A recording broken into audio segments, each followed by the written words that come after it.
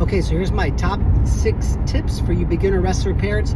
Number 1, age matters. So if your child is a first year 7 or 8 and under, and they're only 7, and they're wrestling an older 8-year-old, that makes a big difference. So, people always say, don't use that as an excuse. Sure, when they get to be about 11, 12, that 1 year doesn't make much of a difference. But, there's a book called The Tipping Point, and it goes through the National Hockey League in Canada, and it shows that something like, they select their kids at the 9 and 10-year-olds, or whether or not they're elite or not, and something like 93% of their elite kids were all 10-year-olds. So the 9-year-olds got booted as not capable of being elite. And then to make matters even more, I guess, worse, something like 86% of those 10-year-olds were all January, February, March birthdays. They were the oldest of the 10-year-olds. So it does matter, okay? So you definitely need to keep that in mind. And number 2 would be don't do any weight cutting. Even if people tell you to, don't do it. Stay away from it. We want this to be we don't want this to be a job for the kids. And their weight classes are every 3 pounds anyway. Just wrestle, okay? Don't get into any of the weight cutting as a beginner wrestler, especially if they're under the age of 12, 13, 14 years old. Even then, maybe 1 or 2 pounds. But you don't want to get into that. It's just not healthy. Number 3, don't always just trust your coaches. They're good guys, but some of them do a crappy job of running practice. I was a Oklahoma State All-American on 3 NCAA championship teams, earned the number 1 ranking in D1 wrestling twice, was ranked number 1 in the nation my senior year of high school. I was literally probably, if I wasn't the worst wrestling coach in America, my first year of high school coaching, I was at least top 10. But don't just say, well, the coach said this. You're going to want to understand that, drill on your own with your kids if you can. Get a kid to come over, a friend. Just drill the main wrestling techniques, okay? Our online wrestling academy, not trying to sell you something. I don't care if you buy it or not. We have plenty of sales. I could care less. But our online wrestling academy has our beginners platform. If you had interest, you should definitely just follow that. PearlerWrestling.com has that. But the kids are at the mercy of a coach, and if your child needs to work, single legs, and coach says, nope, the next 3 weeks we're just working, cradles, then your son or daughter is being left. The thing that's stressing them out and that's losing them matches, they're not even getting access to. So try to get some on your own drill time, even if you're a new wrestling parent and you're like, I don't know what I'm doing. Dude, just drill the core skills of wrestling. It's going to make such a difference. There's just a few techniques you really need to hone in on, like on top, half Nelson cross-face cradle. On bottom, tripod stand-up, knee slide stand-up. On your feet, just double leg and single leg and duck under. Those 3, that's it. From a front headlock, a wrist trap, and a snake. That's it.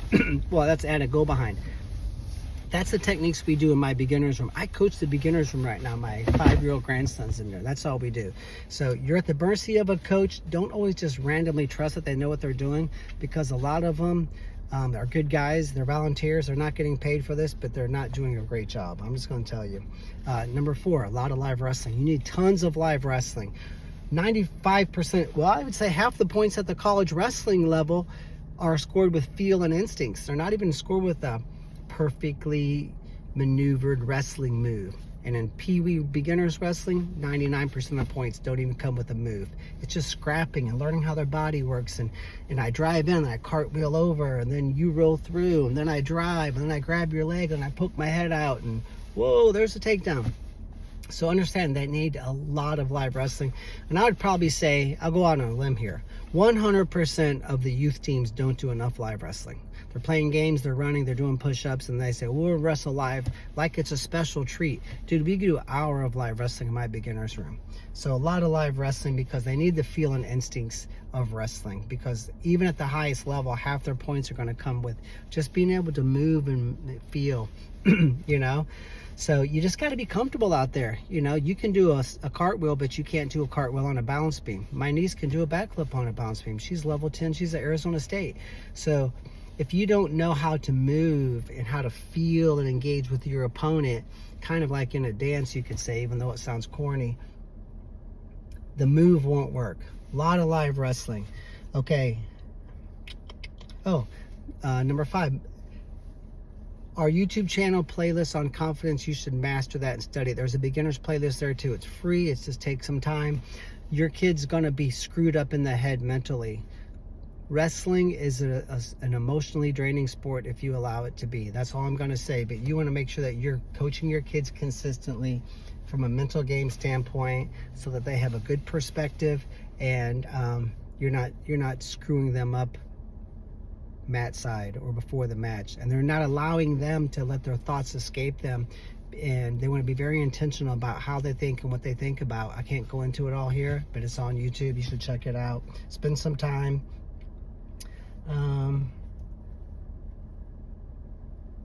Oh, matches. You don't need 100 matches, okay? So I would wrestle on the weekends, which is great, but you don't need to wrestle every weekend. I would go like 3 weekends on, 1 weekend off. And it's not always in that order. You know, there's some tournaments you have to go to. But when the kids get to rest their nervous system and sleep in and get up at 9 o'clock and, you know, drink a smoothie and watch cartoons, that's cool. And mom and dad get to sleep in too. Save $100. That's always helpful. So, you know, I would wrestle 3 weekends out of the month, and I wouldn't do anything more than that, because you know, we want this to be, we need to build on a little bit of rest, you could say, as well. And there's my 6 tips. PerlaWrestling.com if you had interest in seeing what we do. Either way, I wish you great success.